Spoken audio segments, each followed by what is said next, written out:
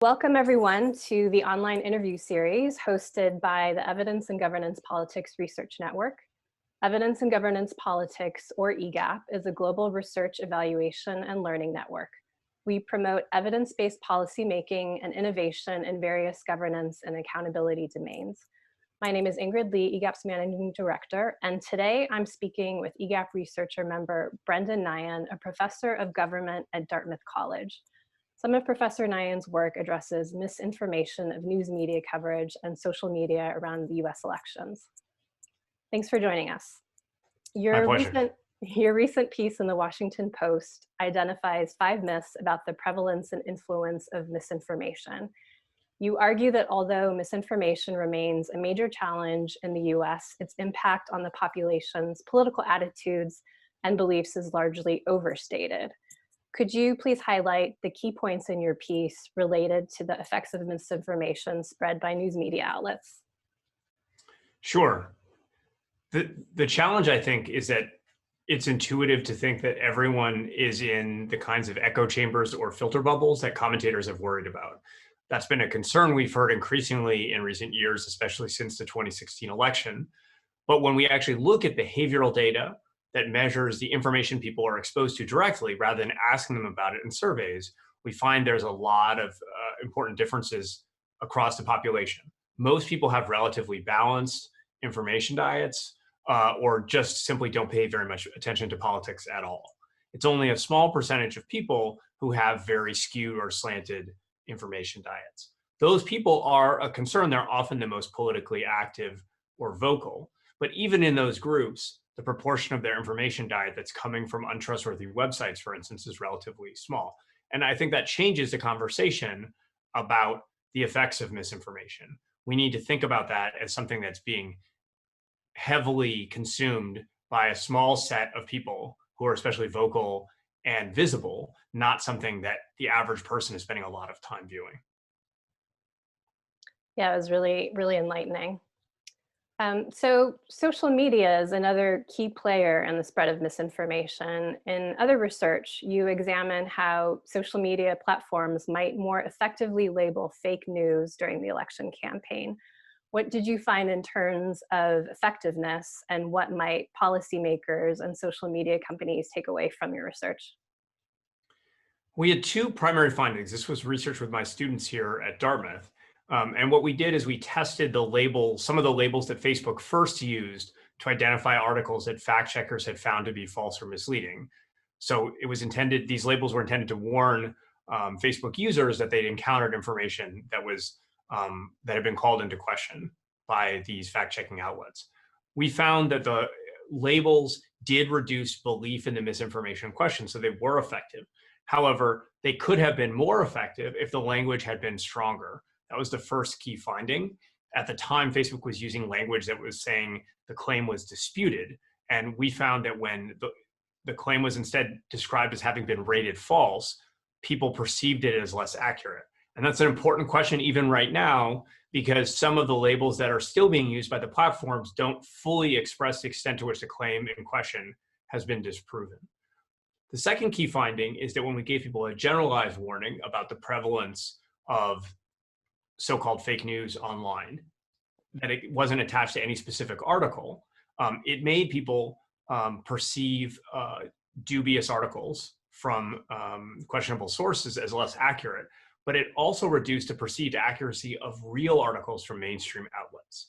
So in other words, it created a kind of generalized disbelief effect for both types of news. It didn't help people to distinguish between them. And we think that's important because it reminds us that we need to be specific in how we intervene. If we drive down trust in all kinds of information, it can actually be quite harmful. And we instead want to target those interventions to hopefully reduce belief in false information, not belief in legitimate information from credible sources. Mm-hmm. So a lot of the work that you do focuses on a US context, but I'm interested in hearing to what extent might we be able to generalize these findings to other contexts outside the US, and feel free to talk about your research in other contexts as well. This is a really important question. The fact-checking debate, the debate over misinformation, is heavily US focused. but of course, social media is playing a big role in politics around the world, and the research base in other countries is much more limited. My co-authors and I are increasingly studying misinformation in other contexts. We've done research on misperceptions about the Zika virus in Brazil, and recently we did a study of media literacy interventions and their effects, not just in the US, but in India, the world's largest democracy and a country where online misinformation seems to be playing a really important role. So there's a lot we can still learn about how to address the misinformation problem and promote media literacy in these contexts. And the lessons may be different. In the case of this media literacy study I described, when we gave people these tips for spotting false news that had been distributed by Facebook all around the world, we found they were effective in the US and among an online sample of highly educated people in India. But a face-to-face sample in a rural, less educated area showed no significant effects. So the strategies we may need to use may be different in places that have different literacy levels, different levels of exposure to politics, sophistication about technology, and so forth. There's a lot to learn. Mm-hmm. Great. You mentioned a couple of your other research projects. Could you describe a few of the next policy relevant research questions you're working on, including misinformation around the 2020 US election?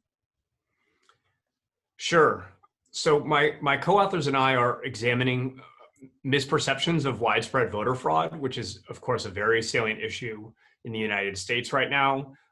We're going to be looking at how those misperceptions have changed from before the election to afterwards, and to see how those might affect perceptions of the legitimacy of Joe Biden's victory in the election. So that's an extremely policy relevant question that really gets at fundamental aspects of the peaceful transfer of power in a democracy.